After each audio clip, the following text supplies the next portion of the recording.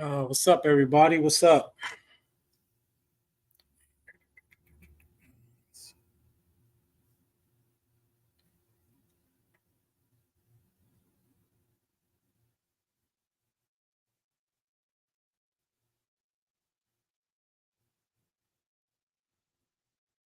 Definitely tacky, bro. Check TikTok shop. Nope.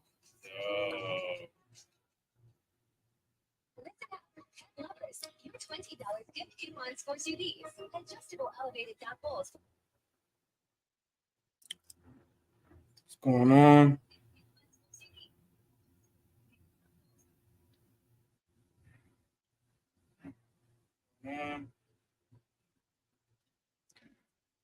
Oh, man. Good evening. Good evening. Good evening. There are a couple things I wanted to talk about. One thing, reselling community is funny, man. What's up, backyard mowing? Reseller community. Nothing like it. Nothing like it. Oh, man. Just got done working out. Now it's time to work out the brain. What's up with y'all? How y'all day been going? What's up, Leaf? How you doing? How you doing? How's y'all day, man? How's y'all day? Miss Lachey, thank you for joining us. I appreciate it. Appreciate it. How you been doing, Miss Lachey? How's sales been going? Because hey, you know what?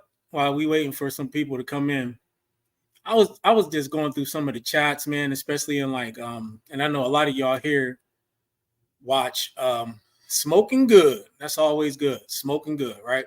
No, my sales been good too. I really ain't got no problems, man. I think the consensus with most people is that things are doing better for them as far as sales go. I think the where you got disagreements is as to why the sales are doing better, right? Flipping Goodies, Mike. What's up, Mike? Hey, if y'all don't know Flipping Goodies or his channel, make sure y'all check it out, especially if you want to know stuff about Walmart. One of the few people, and he know a lot. He know a lot about it, so got some pretty good videos over there. I think people are. I was listening to John and them's Power Hour thing earlier, and you know the little outtakes or whatever it is, the video they made. Comments, man, the comments. I don't know. I think it's safe to say that we don't know much about much as to what's going on eBay, right? We just all trying to figure it out, man.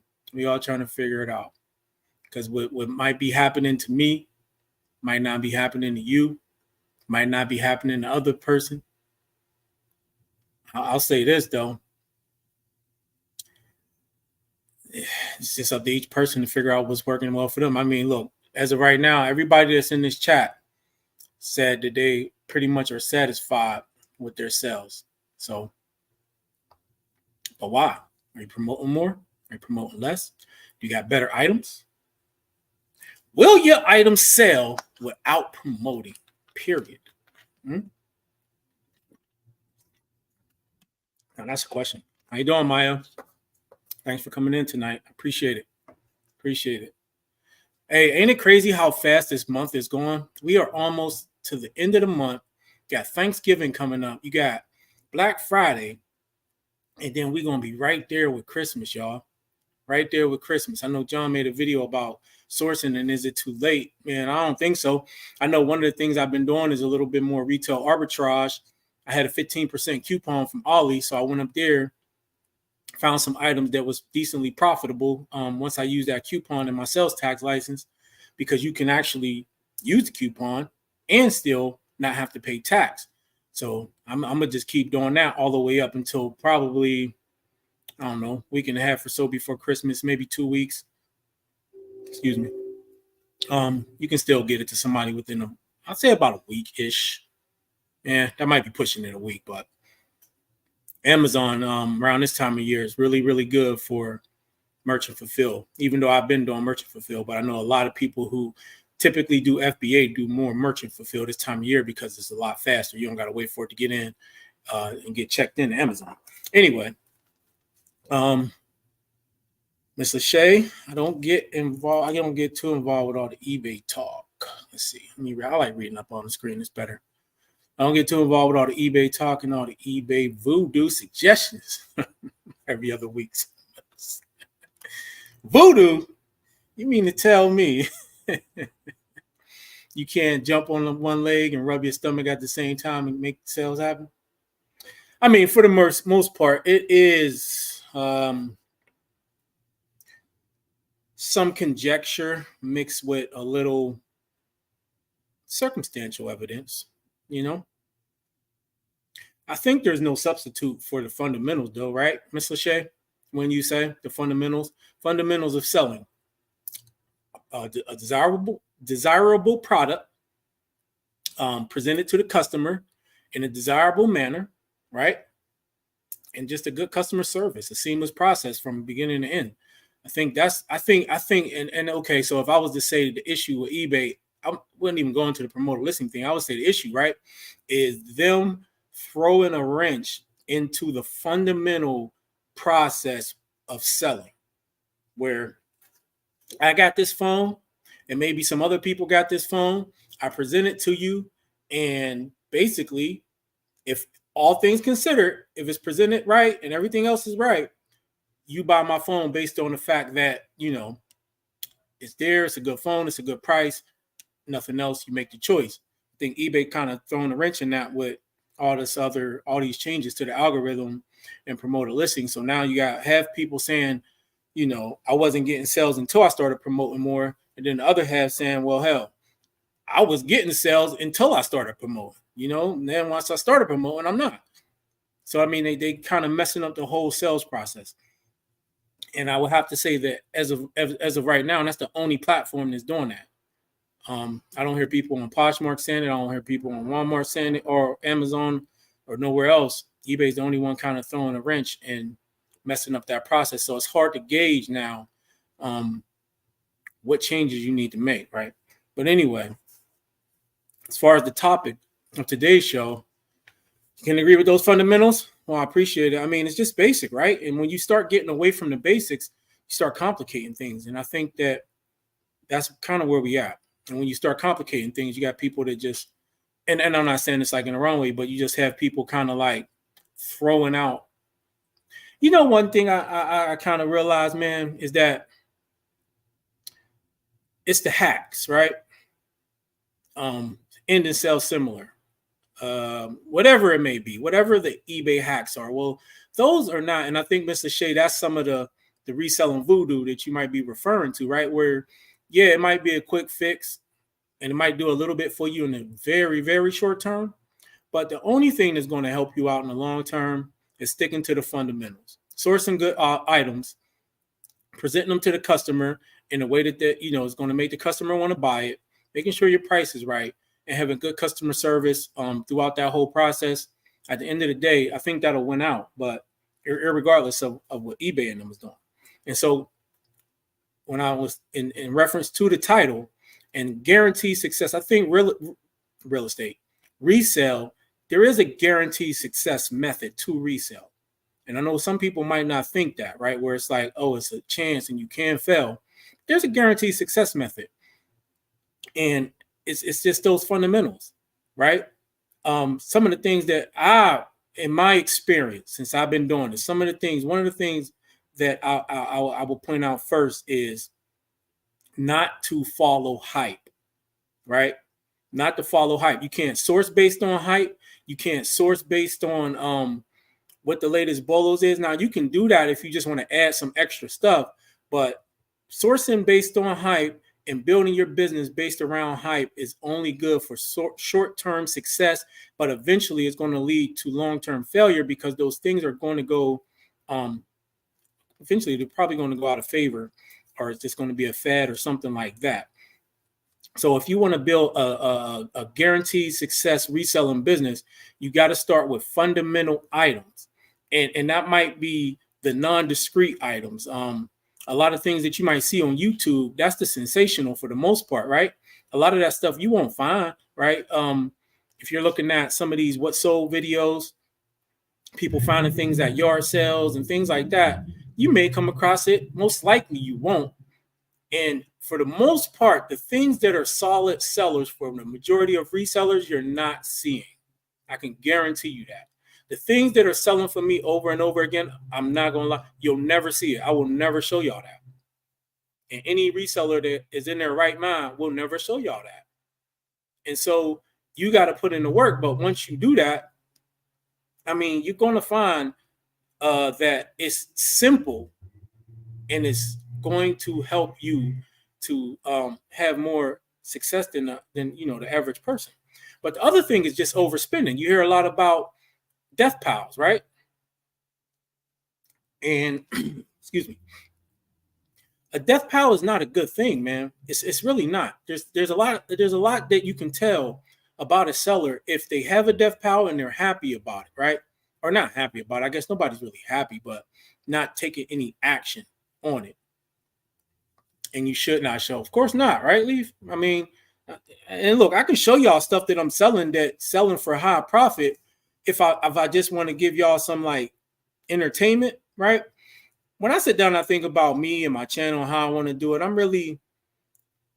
don't know. I just got to make sure I be myself. I think that's the most important thing, just to be myself and don't try to do stuff to get views. I think the people who will watch my content are the people who are looking for the type of information I present. And that's kind of what I want. You know, I don't really want to get outside of myself.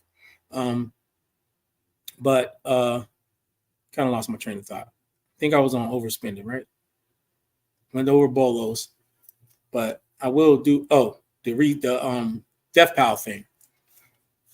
One thing I learned right a while ago about death piles, when I finally started working through my death pile and selling stuff and making money, I realized how much money that I was wasting. You know, it's one thing to have a K or a Q, however you want to say that, where you got inventory sitting in the wing waiting to be listed, but it's not just sitting there, right? A death pile, basically, essentially, it would be something that's like sitting there and you ain't doing nothing about it. I think that says a lot as far as the mentality or the stage that you're at that moment where you're just not, it's not professional.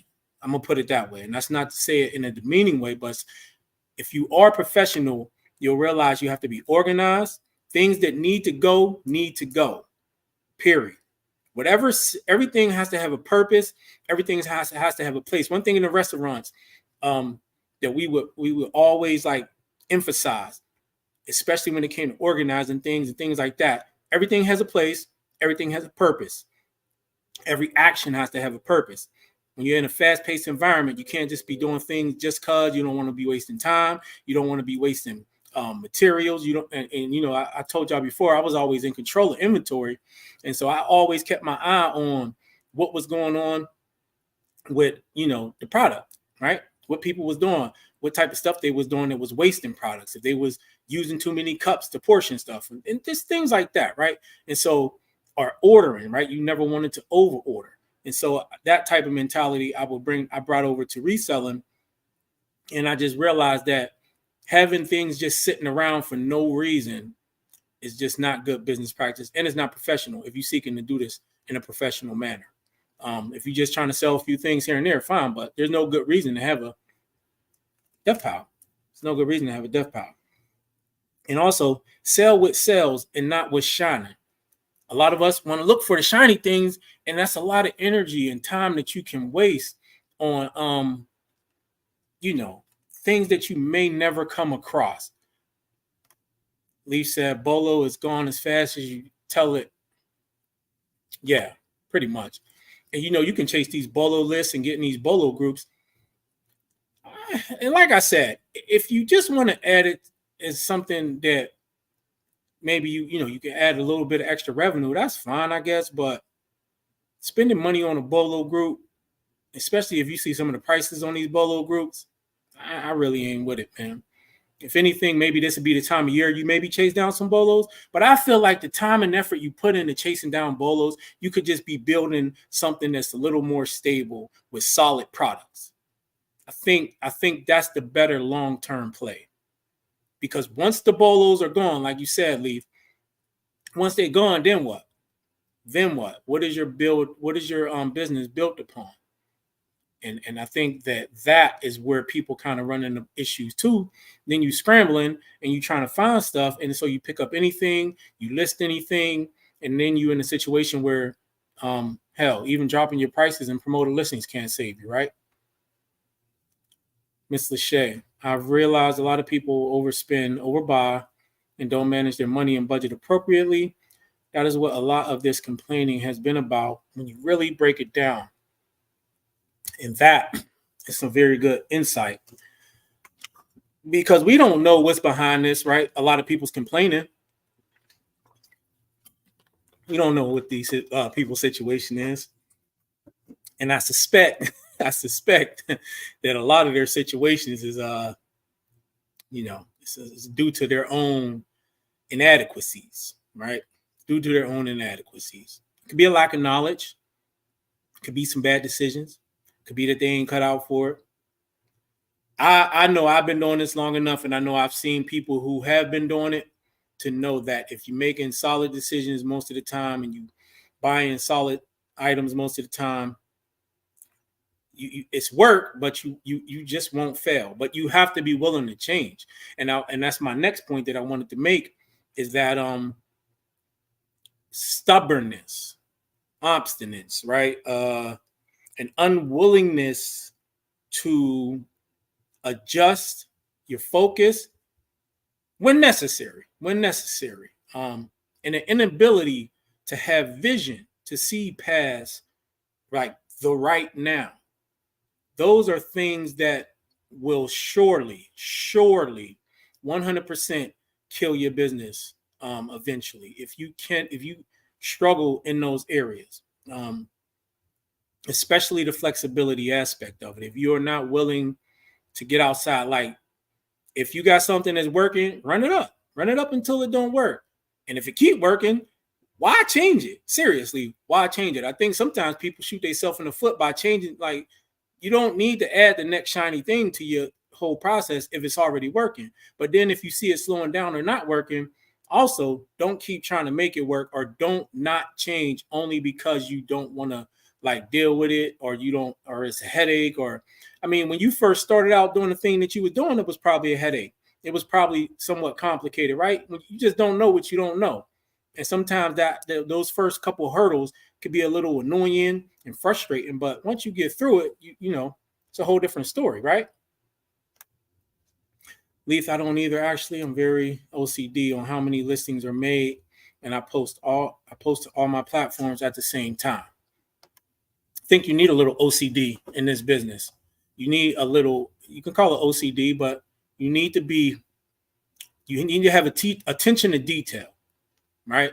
Attention to detail. And the mistake I hear a lot of people make, and I say here because I'm just going by kind of, you know, some of the YouTube stuff and some of the comments and in the groups, is that people think it's easier than it is just because the items they find are cheap, right? Oh, I got this cheap enough, so it must sell, right? Or it must sell for more than I'm paying for, or somebody must want it, or whatever it may be, right? Without really putting in the work or putting in the effort to sell it. Or you may see some comps where it's sold for a certain amount, but there could be some other circumstances around why that may have sold for that amount, especially if there's not much of a sales history behind it. So there's some things that go into it, man. But I am adamant about the fact that I think this is one of the only businesses where you cannot fail, man, because there's so many ways to do it.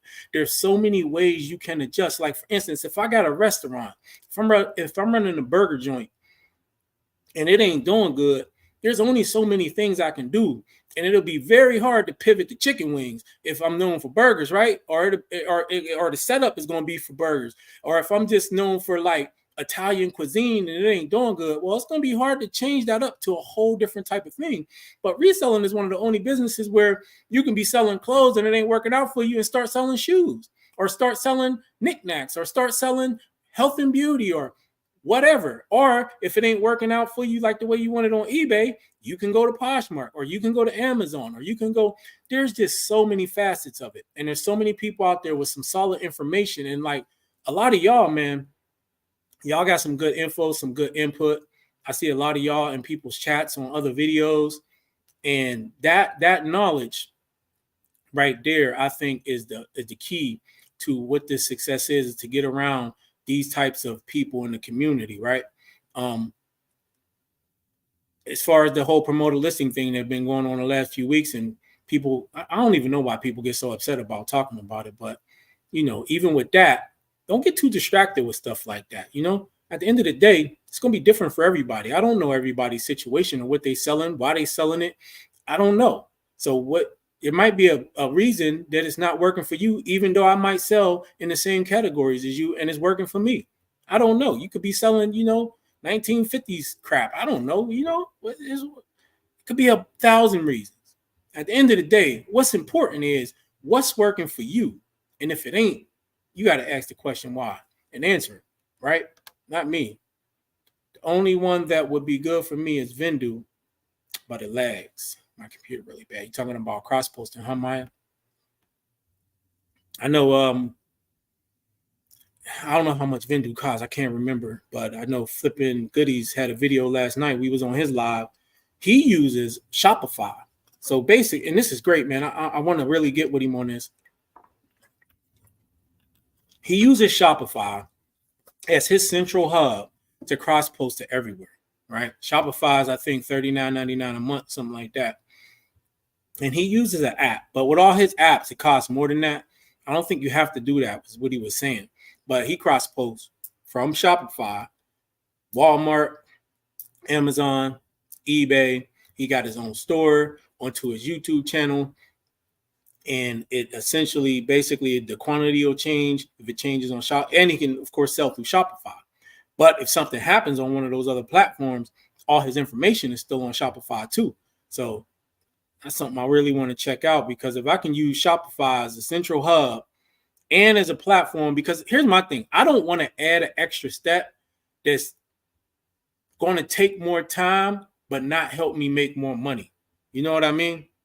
Like if it's not speeding up my process, if it's not buying me some time back or something like that, and I'm just adding another step just cause, it got to be making me more money, and it just got to be worth it. So I think that's something to look into especially for some of y'all who are paying for cross-posting things like Vendu and stuff. It might be something interesting that you can add instead of Vendu, because of the fact that you can actually sell through Shopify as well. Another thing that's important, another thing that's going to guarantee your success if you do it, is consistency over growth. Consistency over growth. A lot of people just want to get more. Josh said something, I think, in his live about he thought growth meant, or not maybe growth, but maybe like success and reselling meant like listing a whole bunch of stuff. Just list. But I think a lot of us can agree that, especially now, that that's not the case. Consistency will actually lead to growth. Don't just grab stuff and list it just cause. One thing I hear is people get that buyer angst, right? Or seller angst, however you want to put it, where they get anxious about not having enough to sell, and so they make bad decisions when it comes to buying. And those bad decisions have long-term consequences that lead to not having sales, right? And then you try to, you try to promote it, or you try whatever, and it's not working. And so the best thing to do is, especially if you're starting out, be super selective about what you list. But I also think that you need to have a solid idea of exactly what you want to be selling. And that doesn't mean you have to sell specifically in a niche, so to speak. But if you want to kind of do a little bit of everything or whatever it is, understand that. Understand, though, what type of items you want to sell, and understand what your process is going to be and how you're going to, ship those out, and just have everything set up, but be consistent about it.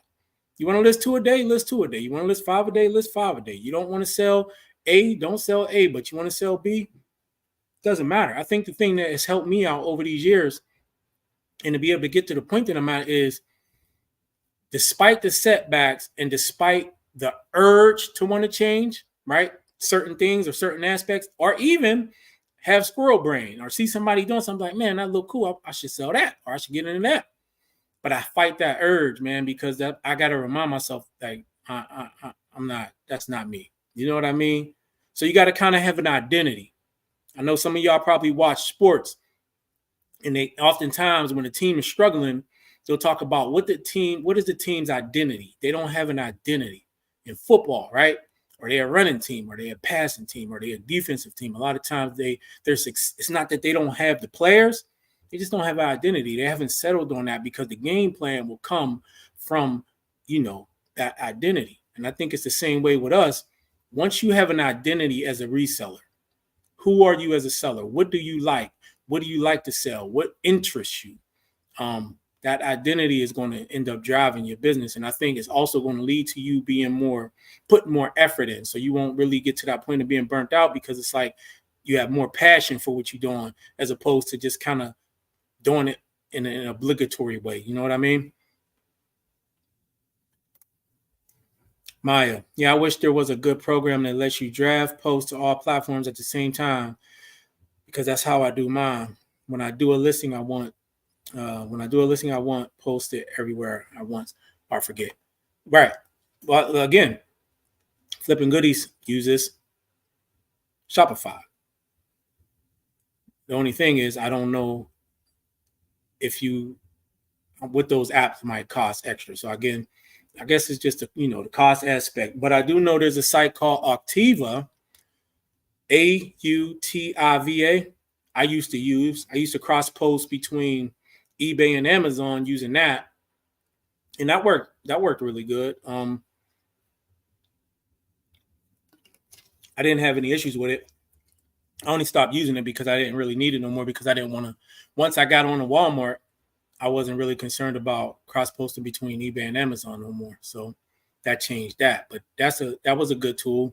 I think though the cheaper tool and probably the more effective tool would be, depending on your goal, probably would be Shopify, honestly, if you can list all those platforms like Flipping Goodies was showing. I should just say Mike, but like he was showing.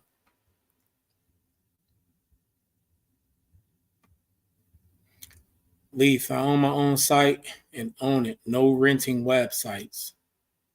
So you mean, Leaf, that you got you just bought a domain and set up a website as opposed to using Shopify? Is that what you mean? How many items did I send to Amazon? Today I did 300, I think, and 55. So far for the week, I can't remember what the number was. I want to say,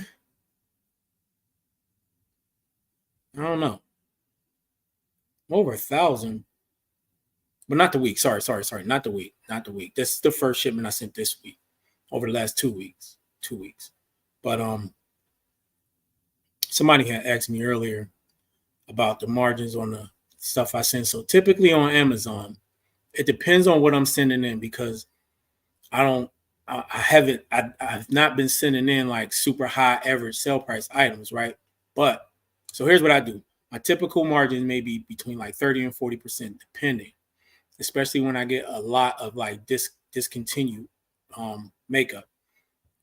Now I have sent in shipments that's around like the 20% range as far as margins go. And the reason I'll do that is because it's usually a couple thousand units. So like I'm cool with it. And my average sales rank will be around like 10,000 or under. So at 10,000 or under and a few thousand units, I'll get that money back within about a month and a half or two. And my work is all front loaded.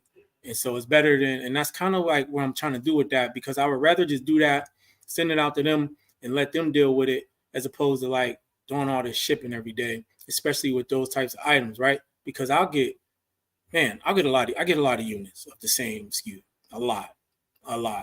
And so now at this point, unless it's selling for a certain dollar amount, I know some people think, well, I ain't going to do all that and send it into Amazon for such low returns.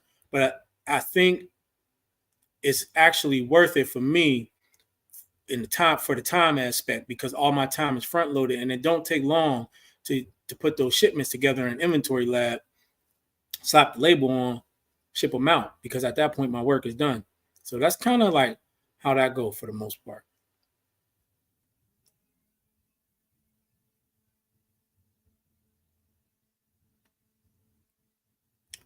Not buying is a great day.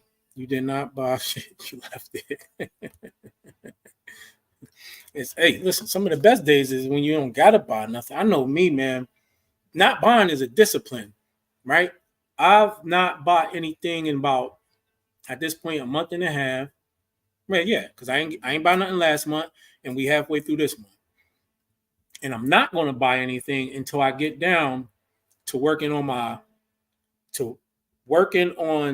one pallet and having one in the queue. Once I got one in the queue and I'm working on one, then I'll purchase another one. And right now I'm way behind on that. So, but a lot of people will continue to buy, and that right there can do more damage to your business than not. All right. So another thing I want to point out, as far as leading to why you can kind of make this a sure thing. One thing you got to do, and this is what I really learned. This is why I'll talk to people, right? I'm a big dude, whatever, and I'm a guy. So when I tell people what I sell, they kind of look at me like, but I'm like, it ain't even, it's about, here, look, I'm going to tell y'all, here's why I like health and beauty, right? Yeah, I can mix in some stuff in there with higher margins and stuff, but there's a few things that when I thought about what I wanted to focus on, led me down this road. One was access to inventory, right? And I'm not a thrifter. I'm not a person who wants to go out and thrift and do all that. And I don't like selling clothes. I already said that a bunch of times. And so that definitely was out the question. So access to inventory. There is an abundance of health and beauty. Now, depending on who you get it from, there's always the quality issues, but I've never really, there was a little span in there earlier this year and like last year where I had some issues getting it, but that it really wasn't that bad. So ease of purchase, right? How much can I get a lot of it consistently enough? The answer to that was yeah. The other thing was, how fast does it sell? The majority of this stuff sells fairly quickly, especially on platforms like Walmart and eBay. Or Walmart and Amazon. So I can get a lot of it. I can get it frequently. It sells fast. The other thing was dealing with space, right? I didn't want to have to be dealing with all the space that it takes for clothing and stuff like that. So those are just like three things that that led to my decision to sell what I sell. But then the other thing was to focus on one thing at a time, because I've had a tendency in the past to focus on more than one thing at a time, which eventually would always lead me, to not really accomplishing much because I would end up distracted. And so that comes back to my point of immersing yourself into your category. Don't start. Look, if you want to sell clothes, focus on clothes and focus on the type of clothing you want to sell. Like kind of narrow it down. So I focused on. Now at this point, I can just look at most lot of any type. I can look at a manifest of all types of health and beauty stuff, and they don't even have to have the prices or the suggested read. They don't got to have none of that. I can just look and I know by the type of stuff that's on there if it's worth it or not. For the most part, I might see a few things that I don't recognize, but for the most part, I can look at a manifest and see enough of it to know, okay, this is worth it. Yeah, there might be some bum stuff in there. There might be some other, but because of this, and this, I should be good. But that only has come through like focusing. And so at this point, I'm confident enough to know that selling what I'm selling, knowing that, okay, I do got to move volume, but I have the outlets to do it, right? To know that, okay, the stuff that ain't even worth my time now, I got to kind of get rid of that a different way. It works. It works. So I'm not really looking to change it. The only thing I'm looking to do is to increase the average sell price. And there's ways to do that. And so I'm trying to do that, but I don't really want to get too far outside of myself. You know what I mean? Because then that's when it leads to issues. And I think that's the problem with some people is that they get distracted by what other people are doing, because just because it worked for somebody else don't mean it's going to work for you.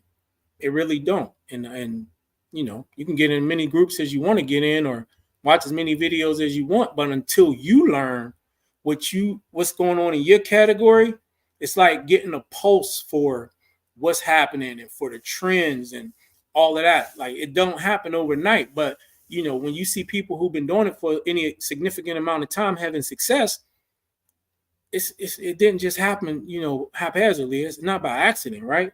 It's because people put the time and effort in, and they get to know their categories. You can look, books is probably one of the roughest categories to make money in, depending on the platform. If you're on Amazon, it doesn't take as much effort as if you're on eBay, but you can do it. But the thing is, how much effort you're going to put into knowing what type of books to sell, right? You got people like, what's her name? Back from Burnout. And the other dude, dang, I don't know why I can't think of him. Johnny, yeah, used book guy. But those guys been doing this for a little bit of time, but you don't see them talking about changing just because other people are changing, because they you know, they put time and effort into knowing what works for them and selling it, and it's working. Seems like a good plan, allows you to do more volume and buys back some time. Yeah, no, and that's Mr. Shea, that's the whole thing that I'm trying to do, is buy back some time. So I'm willing to pay for a little bit more in fees, ain't like a whole lot, a little bit more, and leverage, you know, because I don't really want to hire nobody. Only if I do hire somebody at this point, it'll be to help me pack, to send more stuff in to Amazon. I think that's the only way I'm going to reach my revenue goals, especially in the next coming year. And honestly, I ain't even gonna lie, I'm getting tired of shipping so many items like every day. It's just, that is starting to burn me out. Money in the bank, not on the shelf, but a lot of people keep the money on the shelf. A lot of people keep the money on the shelf, man, and it could be disastrous if you do that. HBC is a neat item, or unless you mean HBA. I love HBC and sell steady. I want a distributor, not chase pallets. Yeah. So it's a couple things I've been working on. I've been working on getting connected with wholesalers and vendors and things like that, or working with specific brands. I'm talking to one brand right now. Not sure where it's going to go, but I'm not going to lie, it's been a very difficult path. But if you can tie down those relationships, it can be profitable. But I think for me, I settle on, I'm comfortable. Let's just say this. I'm comfortable with getting in as much as I can, putting out as much as I can, as fast as I can, and doing it over and over again. It's kind of where I'm at. That's not a model for everybody. I like it. I can see myself doing it for a significant amount of time. But, you know, I don't think just anybody can make it work either. I don't think just anybody can make it work. Just like, I'm not sure, like, I feel like I could sell clothes or books, but I'm not sure I can make it work because I'm not interested in it. You know, I just not. I feel like you have to be somewhat at least interested in the things that you're selling. You know, I know we talk about like don't get emotional about business and things like that, but I do think you at least have to have some sort of interest in the thing you're selling, especially if you want to do it long term, because what's going to stop you from quitting when you get to that point of being burnt out or getting frustrated or trying to figure out some solutions? Like, you have to have something that's more than just like the items, I guess. I don't know if that makes sense. For me, I've always liked selling stuff since I was young. So when we was young, right, That's what we used to do. We used to get candy. We would sell penny candy bags in the neighborhood to the kids. We would make slingshots. We would get these hangers, right? Get the hanger, bend the hanger up to like a football. Then we would go to the post office, and the post office would give us these big bags of rubber bands. And so we would make slingshots, sell them for $1, and then when people's rubber bands broke and stuff, and they needed them fixed, we would charge them a quarter, 50 cents to fix it. We would go like, I grew up in Pittsburgh, so there's John Eagle.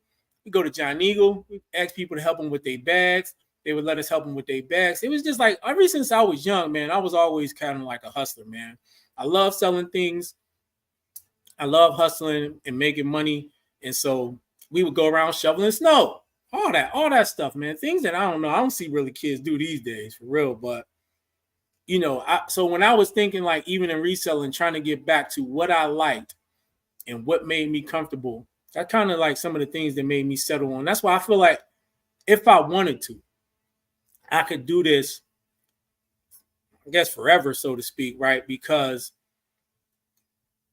I feel like I am willing to do whatever it takes as far as adjustments. And like if at some point selling HBA ain't working, I am willing to change. I'm willing to do whatever I got to do. I'm willing to make it happen, but I'm going to make sure that change is in a direction that, I'm interested in, at least because I like to learn. Again, I can look at pretty much any type of pallet. If I can see what's in the pallet, if I can see a manifest, I can tell you if it's going to be profitable or not, or if it's worth it. But I couldn't tell you that if I looked at a pallet of clothing or a pallet of books. I mean, there could be a $1 billion worth of money in there. I wouldn't be able to tell you that. Nor would I be interested, because I don't care to sell those things. So choose something that you find like that you at least interested in. It'll make the learning process a whole lot easier from my experience. Scan and go, baby. Books sell every day. No, books do sell every day. And there's a lot of people that sell books every day. So definitely ain't got no knock on books, man. If you know what you're doing with books, you can make money. Oh, another thing that kind of influenced my decision was I was thinking about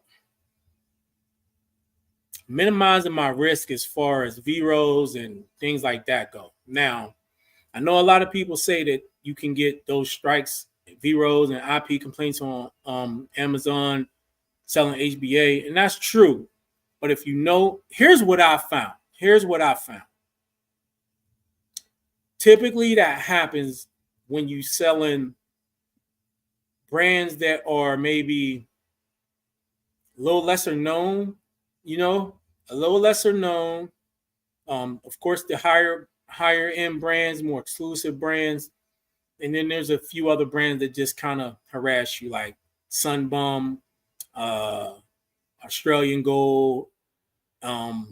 There's a few others, man, that I got in my phone. I actually keep a note in my phone of some of these brands that kind of harass you. But I've noticed like the bigger brands, while they can mess with you if they wanted to, they really don't.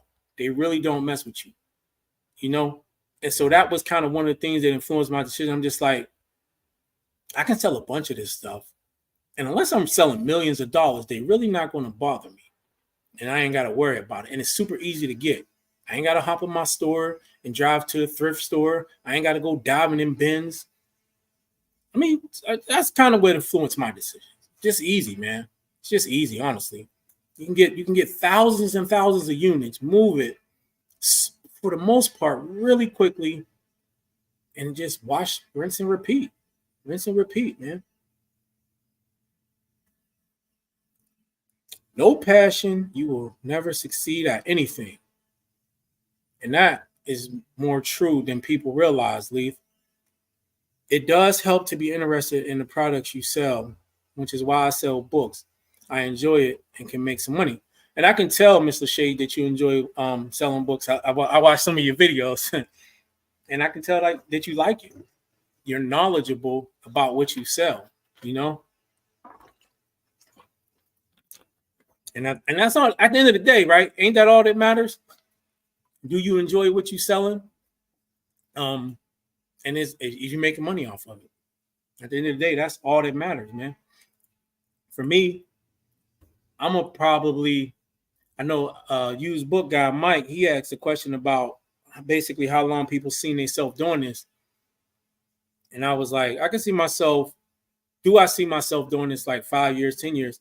I said, definitely for 5 years, I can see myself doing this. I said, eventually, I do want to do some other things, but I can see myself having reselling still maybe in the background, but then having some other businesses and things like that going on too.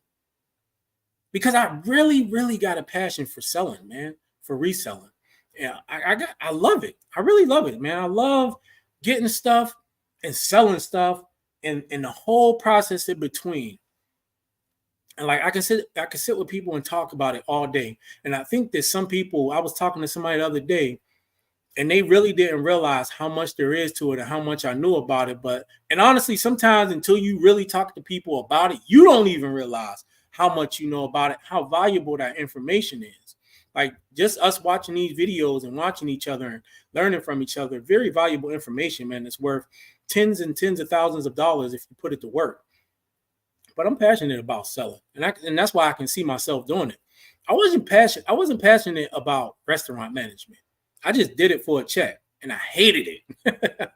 I hated it, man.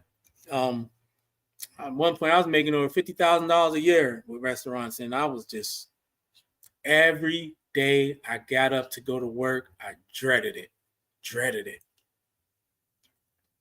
What I did love about it, though, was leading people, working with people, and teaching people. That's why I was always in control of like the training programs too.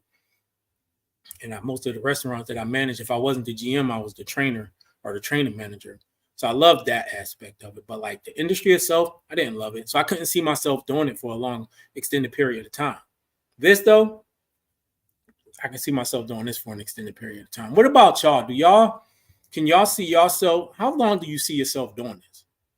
You know, that's what I'm interested to know. Like, Miss Lachey, how long have you been selling books? First of all, that's what I'm interested to know. But how long do y'all see yourself being in this field, I guess, so to speak, in this industry of reselling?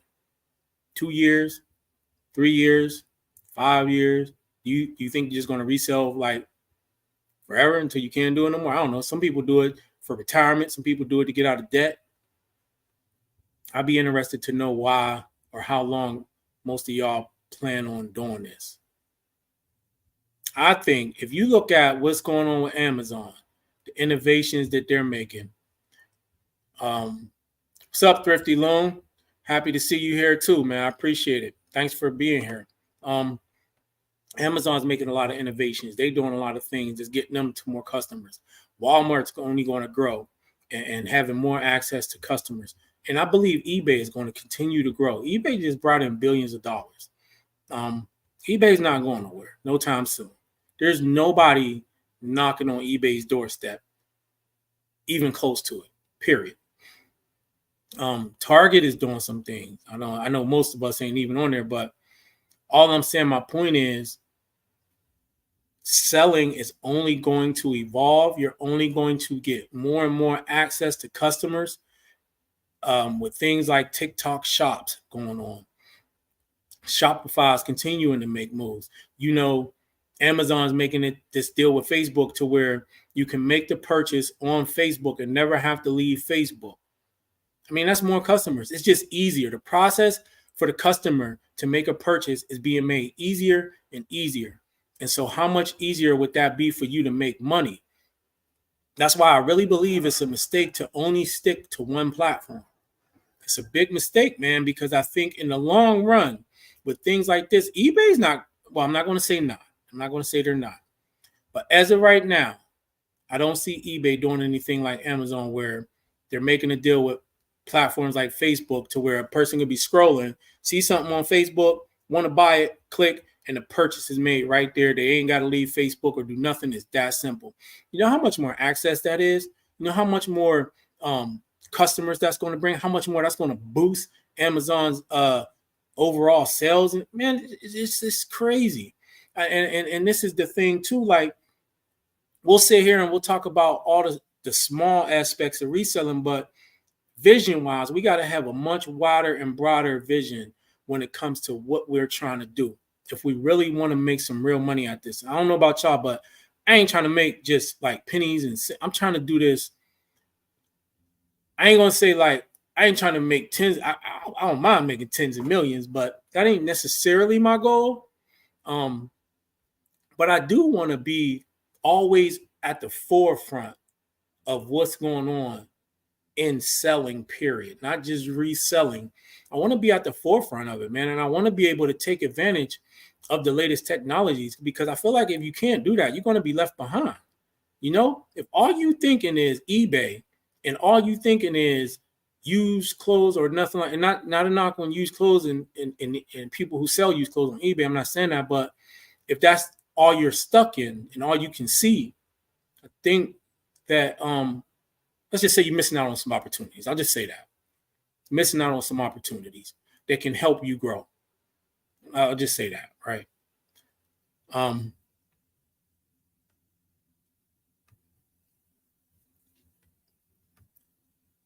Dumpster Diving Dad, what's up? How you doing, Dumpster Diving Dad? There's a Goodwill right down the street from my unit here. Every day there's people in that dumpster. Every single day. And they just got stuff all on the ground. And I be wanting to go over there and be like, man, I hope y'all gonna pick this stuff up. They must be throwing some good stuff away, because I swear to goodness, there's not a day that somebody's not in that daggone dumpster. Till the dog does not bark anymore. No, that's right. I would do it as long as it's profitable and enjoy it. There you go. I think if I continue, I need to focus more on what makes it enjoyable for me. Yeah, Maya, for sure. I think that's the only thing that's going to carry you through. You know, when I left the restaurant, my district manager tried to offer me more money. And that's how sick and tired I was of restaurants. I didn't even want it. I was just like, I'm good. Because I literally could not see myself doing it one more day. He's like, what do you want? You want to raise? Do you want to? Because they didn't want to lose me, because I was good at what I did. And I was a leader. I think that was the main thing. It wasn't even just that I knew how to run the business, man. I was a leader. People listened to me. They worked for me. Like, so and I think that was probably more valuable to them than anything, but I just couldn't, dude. I couldn't, man. It was like, I was so stressed all the time. Hell, at one point, and this was years ago, I really don't drink no more, but at one point, dude, I was like full-blown alcoholic. I'll go home. I needed a couple of shots and a couple of beers just to get through the night. I'm just like, I can't live like this. But I ended up stopping all that. But in the restaurants, a lot of people get some real bad habits that's been in there for a long time. If any of y'all work restaurants, y'all know what I'm talking about. A lot of coping going on. Let's put it that way. A lot of coping going on. But guess what? Since I've been reselling, I ain't had to cope. I'm so much more happier. I'm at peace. I'm at peace. And I have my stressful days and things like that, but I don't dread getting up doing this. I don't. I look forward to it. Like, my mind is always working on how I can. And that's why I feel like this is such a foolproof business model. I'm not dependent on just one type of item, on just one platform, one type of selling. I ain't dependent. The only thing I'm limited by is myself, right? And my vision and my ability to see and capitalize on opportunities. That's it.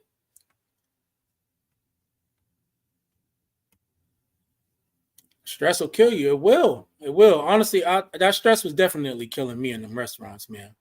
I was not in good health. And I've always been a person that's big on health, like exercise. I think I told you I'm a vegan. I've been a vegan for the last 3 years, but like even back then, I still ate some types of meat, but I never ate like beef or pork. But I was drinking too much. I had stopped working out for the most part for like a 2-year span. I would only go to the gym like once or twice a week, but like my health wasn't good. And then I think what it kind of initiated was I had got kidney stones. And so when that happened, I'm just like, I can't do this. I can't do this. And so, made some changes. They begged me to stay. Please don't go, Ed. I'm like, can't do it, man. Can't do it. Can't do it. Hey, you know what really pissed me off too? I had this one, wasn't my district manager, it was the regional. He come to the restaurant. Man, there was just he was on his, you know how some of them people be, they be all arrogant. You really don't want to talk to him, but you know, this dude had the nerve to tell me something like, he said something to the effect like I wasn't in the store. Something about being in the store more, something like that, man. I just remember sitting there like, dude, I'm here like almost 60 hours a week. And you talking about being in the store even more. Yeah, that was it for me. I'm like, y'all tripping, y'all crazy. Then when I tell them I'm quitting, they want to come crying, you know. We ain't really want nobody to quit. Too late for that. Too late for that, man. Y'all lucky I'm even doing my 2-week notice because I sure wasn't going to do it. But I ain't that type of person. I did my 2 weeks. That's when I was happy. I was happy. In them 2 weeks, happiest 2 weeks of my life. But to have them people, man, controlling like what you do, freedom. I think that's what like boiled down to me right now. I got this Friday. I got my nephew playing in the football playoff game. They in the championship game. So I'm taking 2 of my sons to that game. I ain't got to ask nobody nothing. I ain't got to worry about my staffing levels. Like, man, I've been going to all my kids' events and stuff. You know how much of that stuff I used to miss? When that dude told me I need to spend more time in the store, like, he don't even know how disrespectful that was. He don't even know how disrespectful that was. Like, that still bothers me to this day because I know how much I put in to what I was doing. You know what I'm saying? So yeah, I took that super personal. I still take that shit personal to this day. Excuse my language, but I still take that personal to this day, man. And that's kind of like one of the driving forces that made me be like, I'm never gonna let nobody like control my schedule and my life to that extent again. Like never. Like I really that settled in my spirit. Like settled. Like it's still in my spirit like an anger to this day. Like I refuse to let somebody else control my life to that extent. You know what I mean? Because they don't care. They don't appreciate it. They have no appreciation for like all the days that you spend away from your kids, the days that you sacrifice. You know what I mean? There's no appreciation for it, man.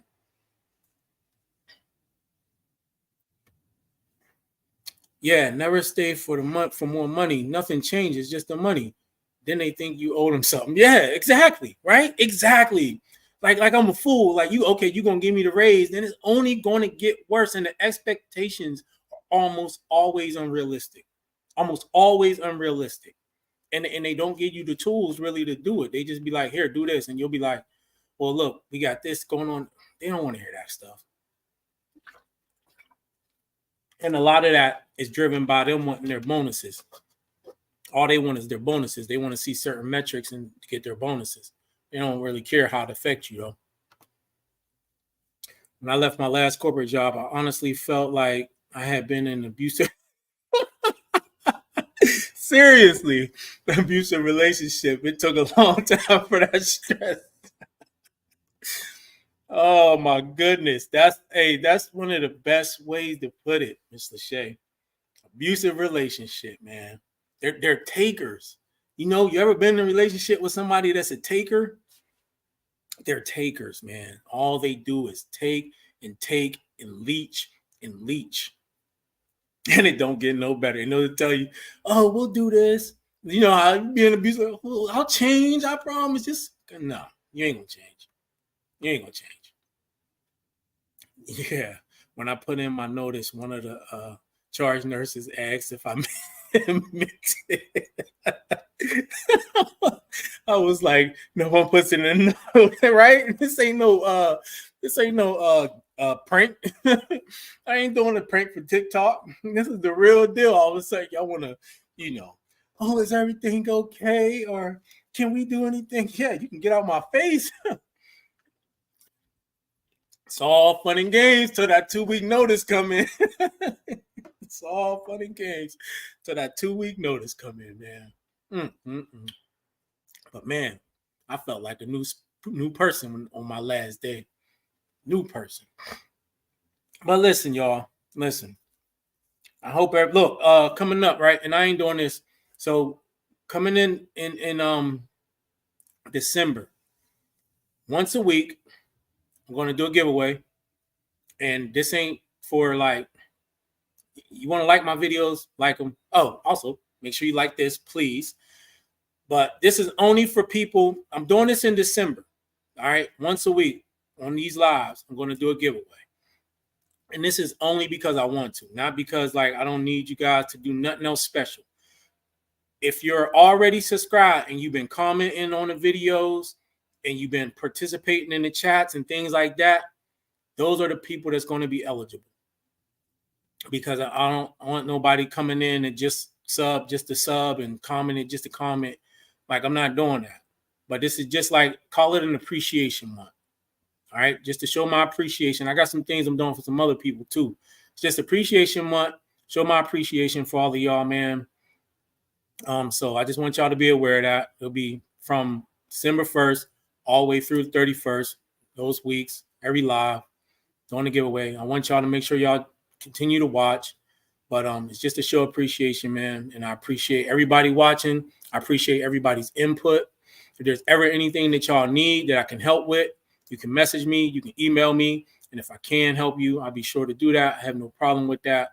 But having said that, I appreciate y'all participating. And I'll talk to y'all again next week. Have a good night, y'all.